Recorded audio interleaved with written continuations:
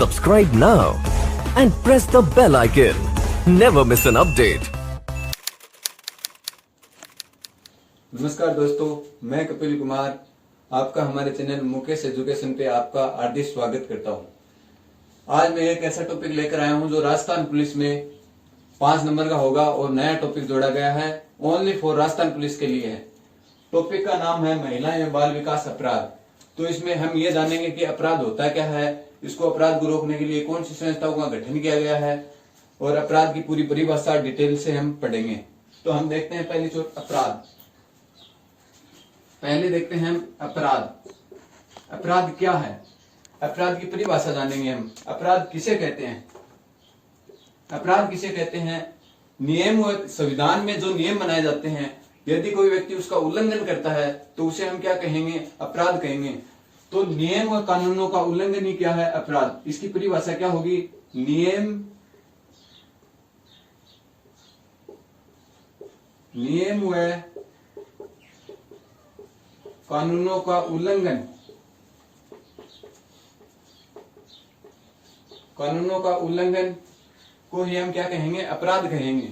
अपराध की परिभाषा दोस्तों, अपराध की परिभाषा पूछेगा कौन सी धारा में दी गई है, तो अपराध की परिभाषा धारा 40 के अंतर्गत है।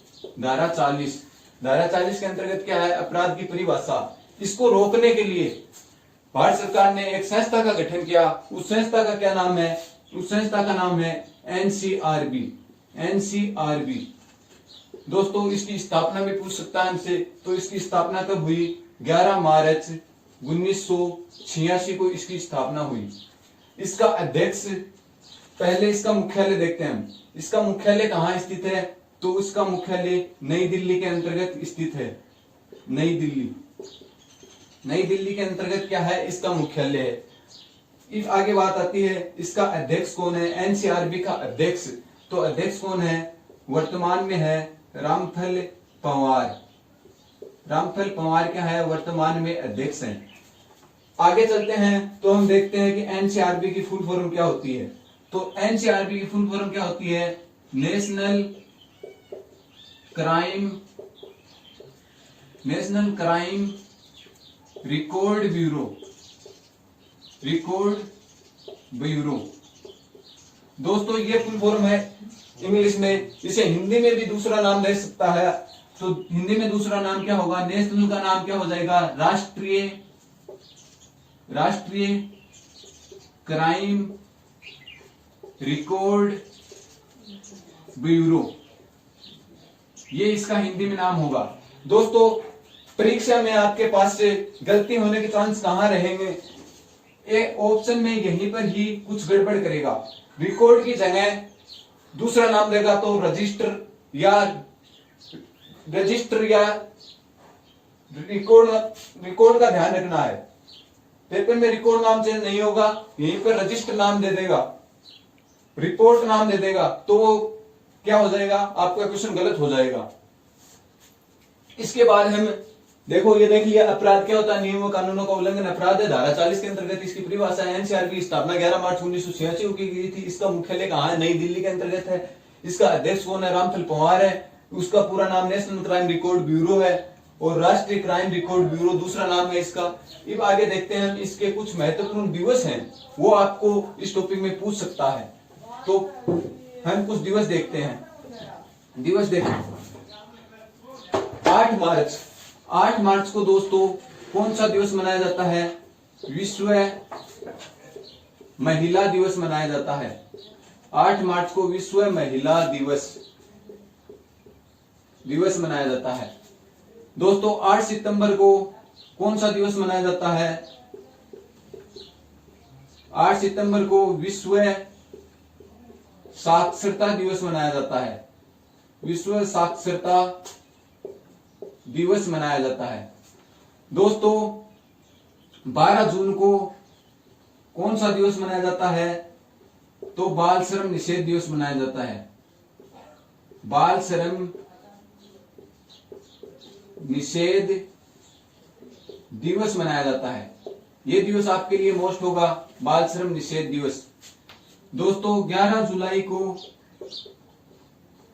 जुलाई को जनसंख्या दिवस मनाया जाता है। जनसंख्या दिवस। 11 जुलाई को कौन सा दिवस मनाया जाता है? जनसंख्या दिवस। 11 जनवरी को दोस्तों राष्ट्रीय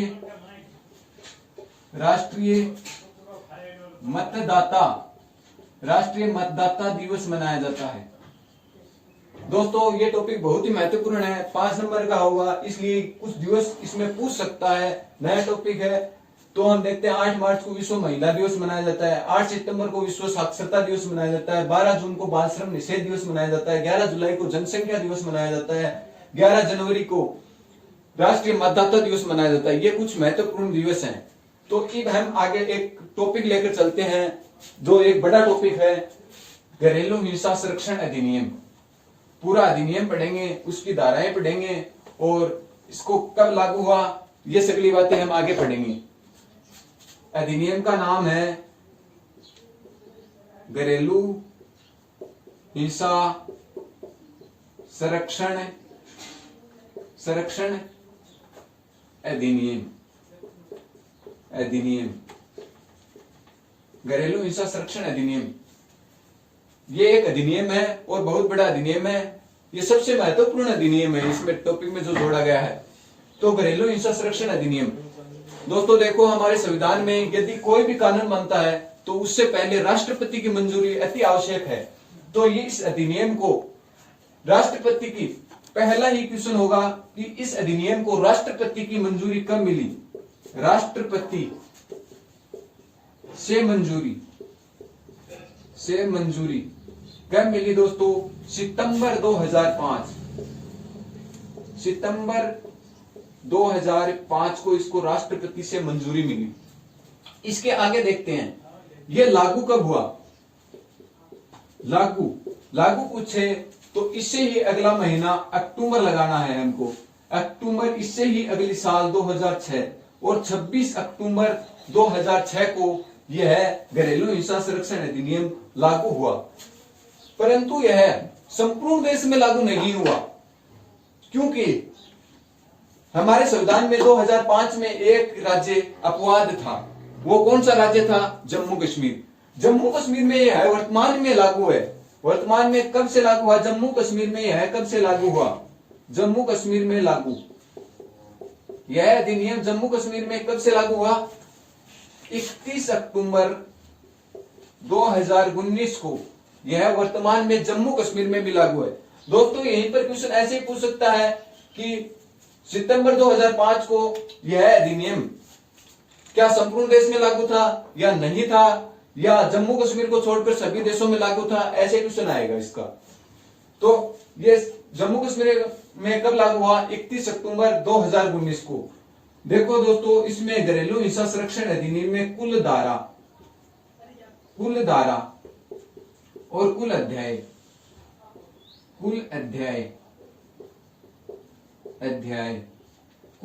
तो कितने हैं और कुल धाराएं कितनी हैं? तो अध्याय की बात आए तो इसमें कुल 5 अध्याय हैं और 37 क्या है? धाराएं हैं। इस अधिनियम में कुल 5 अध्याय व 37 धाराएं हैं। अब हम आगे कुल 5 अध्याय की बात करेंगे पहले, फिर इसकी धाराएं पढ़ेंगे। तो पहले हम वापस से इसकी चर्चा करते हैं कि घरेलू हिंसा संरक्षण अधिनियम को राष्ट्रपति की मंजूरी कब मिली? सितंबर 2005 को मिली। और ये लागू कब हुआ? 26 अक्टूबर 2006 को ये लागू हुआ। जम्मू कश्मीर में कब लागू हुआ? 31 अक्टूबर 2019 को। और इसमें कुल कितने अध्याय हैं? क्वेश्चन आ सकता है कि घरेलू क्वेश्चन आएगा, उससे पहले ये ध्यान रखना कि कौन से अधिनियम के बारे में पूछ रहा है, उस अधिनियम का नाम पहले रहेगा क्वेश्चन में।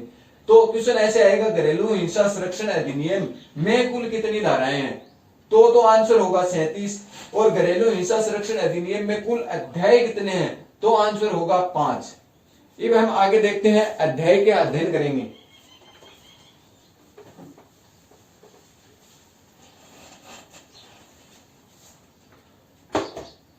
अध्याय घरेलू हिंसा संरक्षण अधिनियम में कुल अध्याय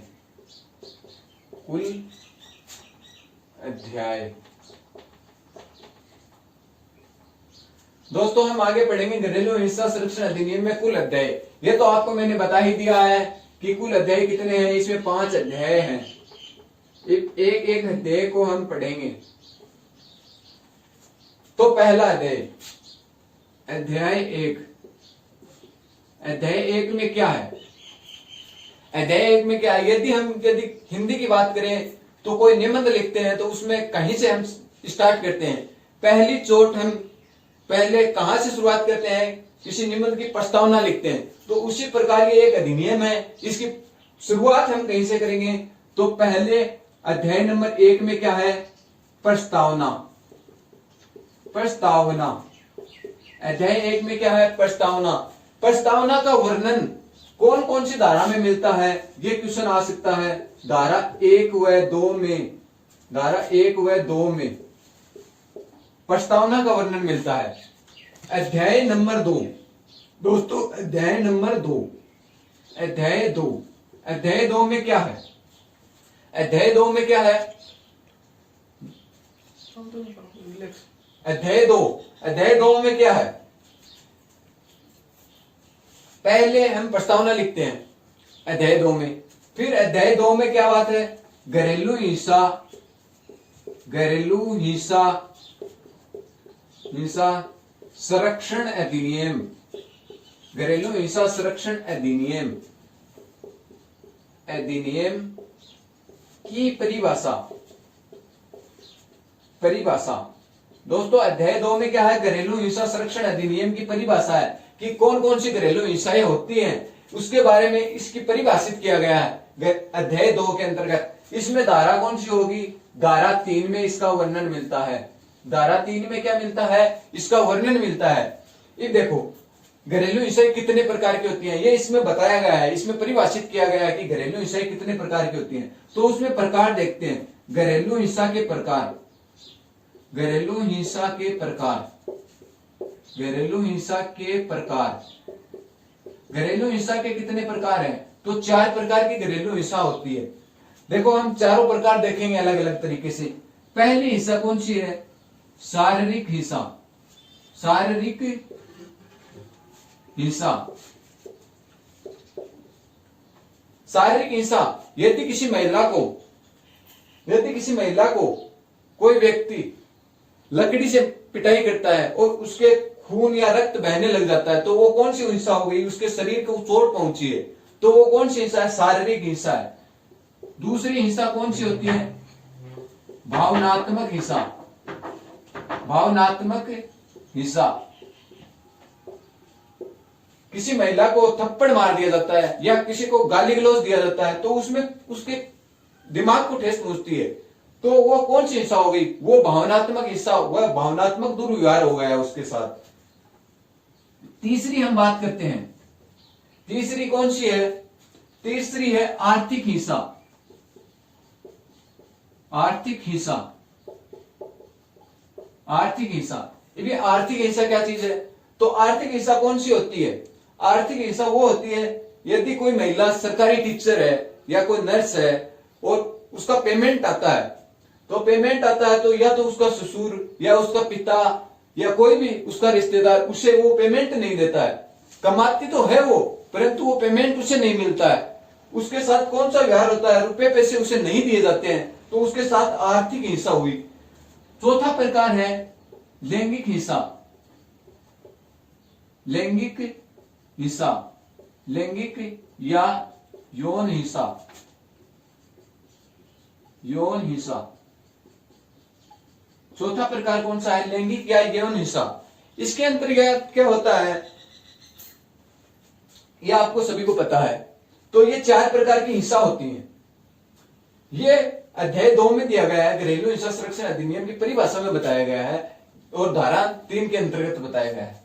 तो हम 2 अध्याय पढ़ चुके हैं। पहले अध्याय में क्या है? प्रस्तावना है। धारा 1 व 2 में इसका वर्णन मिलता है। अध्याय 2 में घरेलू हिंसा संरक्षण अधिनियम की परिभाषाएं दी गई है धारा 3 के अंतर्गत, और घरेलू हिंसा के प्रकार बताए गए हैं कि घरेलू हिंसा कितने प्रकार की होती है। इस अध्याय 2 में धारा 3 के अंतर्गत बताए गए हैं। घरेलू हिंसा 4 प्रकार की होती है: शारीरिक हिंसा, भावनात्मक हिंसा, आर्थिक हिंसा, लैंगिक व यौन हिंसा। इस प्रकार से ये हिंसाओं के प्रकार हैं। इसके बारे में बताया गया है। फिर आगे अध्याय 3 की बात करेंगे। देखो दोस्तों, धारा हम ये अध्याय पढ़ने के बाद धारा भी पढ़ेंगे, तो आगे ऐसे टॉपिक ये चलता रहेगा। अब अध्याय 3 की बात करेंगे हम। अध्याय 3, अध्याय 3 दोस्तों, अध्याय 3 में क्या है? अध्याय 3 में क्या है? देखो, घरेलू हिंसा हुई है जिस व्यक्ति के साथ, जिस महिला के साथ घरेलू हिंसा हुई है, तो अध्याय 3 में उसे रोकने के लिए कुछ अधिकारियों की नियुक्ति की गई। तो पहला अधिकारी कौन है? संरक्षण अधिकारी। संरक्षण अधिकारी, संरक्षण अधिकारी, संरक्षण अधिकारी। दोस्तों, संरक्षण अधिकारी अकेला कोई कार्य थोड़ी कर सकता है, उसके साथ उसकी कोई सेवा देने के लिए भी होना चाहिए। तो साथ में कौन आएगा? सेवा प्रदाता। सेवा प्रदाता एवं उसके कर्तव्य, इस दोनों के क्या क्या कर्तव्य हैं? संरक्षण अधिकारी एवं संरक्षण अधिकारी एवं सेवा प्रदाता एवं उसके कर्तव्य, कर्तव्यों का वर्णन मिलता है इस अध्याय 3 के अंतर्गत। अब इसमें धाराएं कौन कौन सी है? धाराएं देखो, 3 तक तो हमने पढ़ ली, इससे आगे धारा का वर्णन इसमें मिलेगा। तो धारा 4 से 11 तक अध्याय 3 में इसका वर्णन मिलता है। ठीक है दोस्तों, आगे अध्याय हम 4 की बात करते हैं। अध्याय नंबर 4 में क्या है? संरक्षण अधिकारी की नियुक्ति हो गई, तो वो उस महिला को कोई राहत के आदेश भी जारी करेगा। तो वो अध्याय 4 में क्या बताया गया है कि ये संरक्षण अधिकारी उससे फैसला दिलाने के लिए कुछ राहत के आदेश जारी करेगा। तो वो अध्याय 4 में बताए गए हैं सारे राहत के आदेश। राहत के आदेश अध्याय 4 में क्या है? राहत के आदेश। राहत के आदेश कौन कौन सी धाराओं में इसका वर्णन मिलता है वो बताया गया है। तो धारा हमने 11 तक तो अध्याय 3 में पढ़ लिया है। अब धारा की बात आई है, तो धारा अध्याय 4 में कौन सी धाराएं होंगी?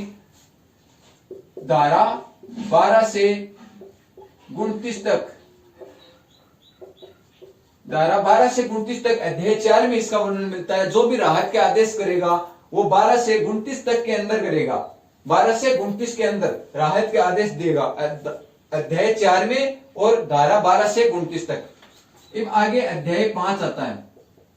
अध्याय 5 दोस्तों, हम किसी भी निबंध की समाप्ति करते हैं तो एंड में हिंदी में क्या लिखते हैं, उसकी क्या लिखते हैं? या तो संक्षिप्त रूप लिखते हैं या क्या लिखते हैं? उसका विविध लिखते हैं। तो इसी प्रकार इस अधिनियम का लास्ट में क्या है? अध्याय 5 में विविध, विविध जो भी कुछ बचा है वो इसके अंतर्गत आएगा, अध्याय 5 के अंतर्गत। और इसमें कौन कौन सी धाराएं होंगी? धारा 30 से 37 तक वर्णन, 37 तक वर्णन मिलता है। इस अधिनियम में हमने 37 धाराओं की तो बात की थी, और वो इस प्रकार अध्याय में डिवाइड है। पहले अध्याय में बात की थी हमने 1 व 2 धारा की, फिर दूसरे अध्याय में धारा 3 की बात की थी, फिर तीसरा अध्याय तीसरा क्या? संरक्षण अधिकारी की नियुक्ति, सेवा प्रदाता है उसके कर्तव्य। धारा 4 से 11 तक इसका वर्णन मिलता है। अध्याय 4 में क्या है? राहत के आदेश देगा। कोई उस महिला को राहत के आदेश देने का कार्य कौन करेगा? वो सभी कार्य राहत देने के आदेश के जो भी कार्य करेगा वो संरक्षण अधिकारी के कहने पर किए जाएंगे, और धारा 12 से 29 के अंतर्गत किए जाएंगे। अब अध्याय 5 में क्या है? विविध है। धारा 30 से लेकर 37 तक इसका वर्णन मिलता है। अब हम एक एक कर धारा पढ़ेंगे।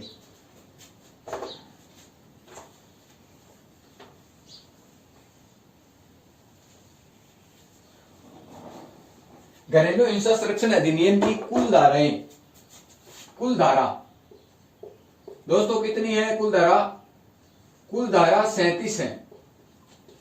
क्वेश्चन सीधा पुटअप हो सकता है, इसमें कुल कितनी धाराएं हैं? घरेलू हिंसा संरक्षण अधिनियम में धारा नंबर 1,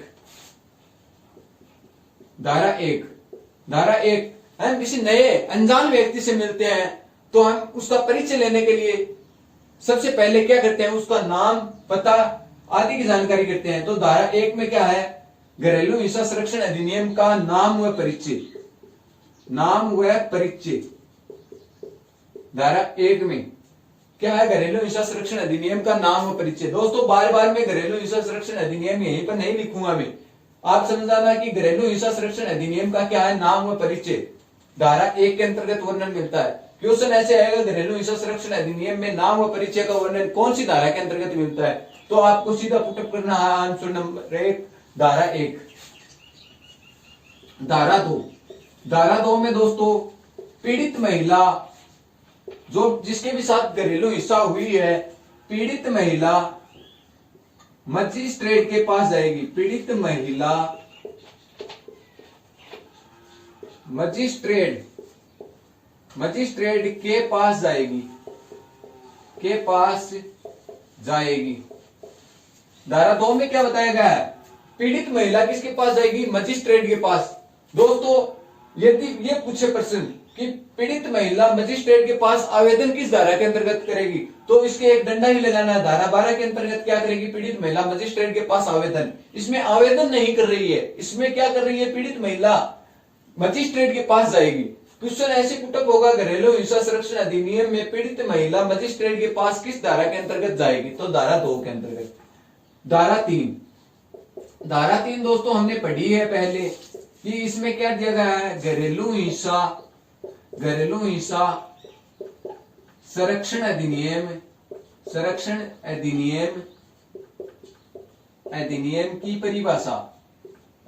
की परिभाषा।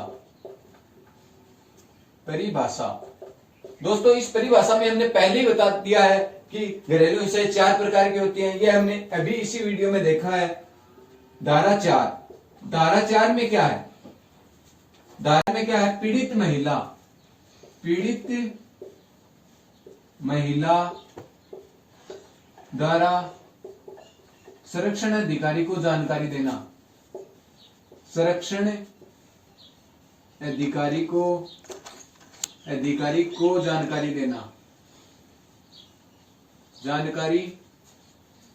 देना। ये धारा 4 में इसका वर्णन मिलता है। घरेलू हिंसा संरक्षण अधिनियम में पीड़ित महिला को संरक्षण अधिकारी को जानकारी देना किस धारा के अंतर्गत वर्णन मिलता है, धारा 4 के अंतर्गत। आगे धारा 5 आएगी। धारा 5 में क्या है, संरक्षण अधिकारी धारा। देखो संरक्षण अधिकारी को जानकारी किस धारा मिली है, धारा 4 में। अब आगे संरक्षण अधिकारी के द्वारा पीड़ित महिला के अधिकारों की जानकारी देना, अधिकारों की जानकारी। धारा 4 में क्या, पीड़ित महिला संरक्षण अधिकारी को जानकारी देगी। फिर धारा 5 में क्या करेगा, संरक्षण अधिकारी उस पीड़ित महिला के अधिकारों को बताएगा कि इस आपके क्या क्या अधिकार हैं, उसके बारे में ये बताएगा। अब आगे धारा 5 पढ़ेंगे। धारा 5 में क्या है,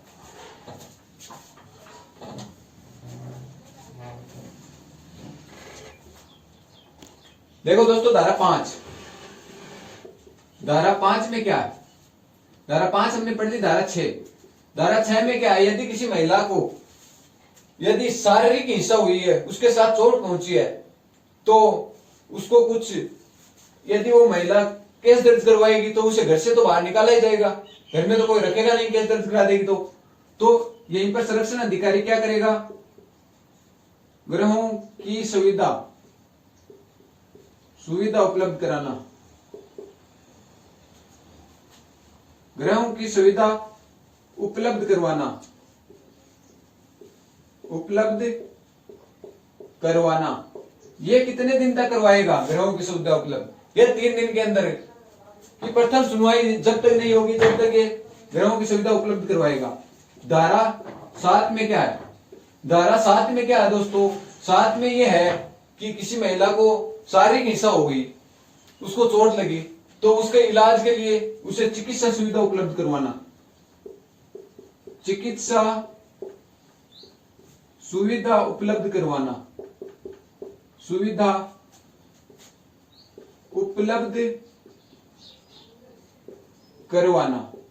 ये धारा 7 में बताया गया है।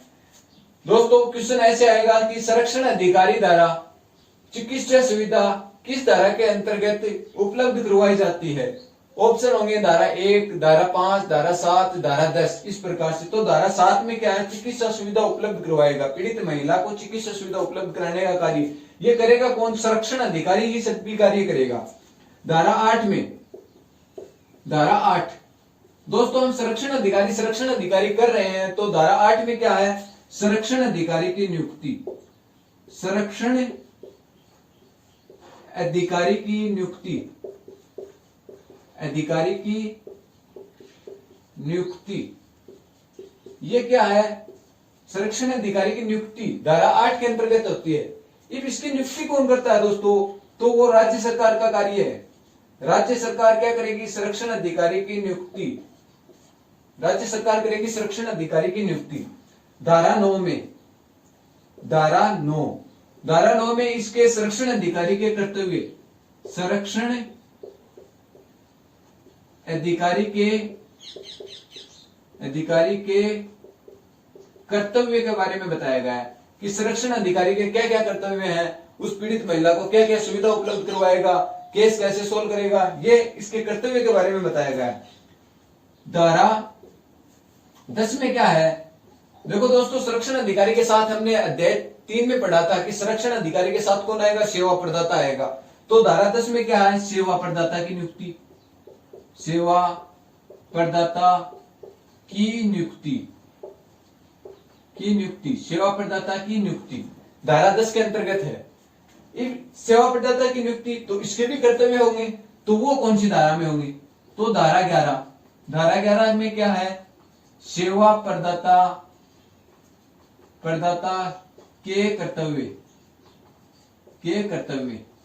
दोस्तों धारा 11 में क्या है, सेवा प्रदाता के कर्तव्य। दोस्तों हम 3 अध्याय पढ़ चुके हैं, धारा अध्याय 1 भी पढ़ चुके हैं, उसमें 1 व 2 का वर्णन था।